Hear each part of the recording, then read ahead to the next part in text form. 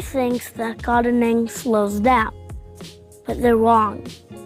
This is when the decisions get hard. Just a couple videos ago, this garden was empty. This lettuce is done. These cucumbers are still babies. These peas are done. We're just gonna use them for seeds. These tomatoes are tiny. It's only July the 5th, but we still gotta start planning our fall garden. If you want a fall garden, you gotta make decisions. Can cabbage go here? No, it gets too big. Maybe after the garlic comes out? Where should the broccoli go? If this were your garden, where would you plant stuff?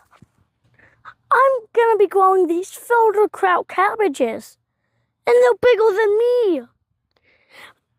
I don't have any room to put them. Where do I put them?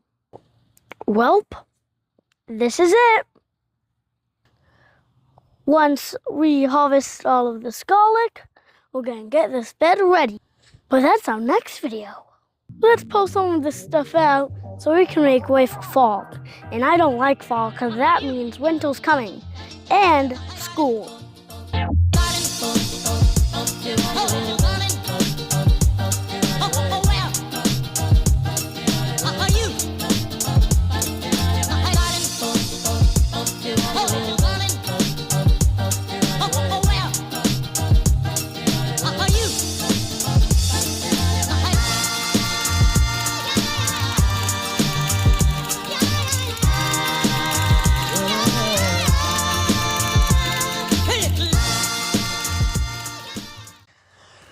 It is really hot outside, so I'm just gonna finish that side, smooth that out a bit more, but first, I need to take a break.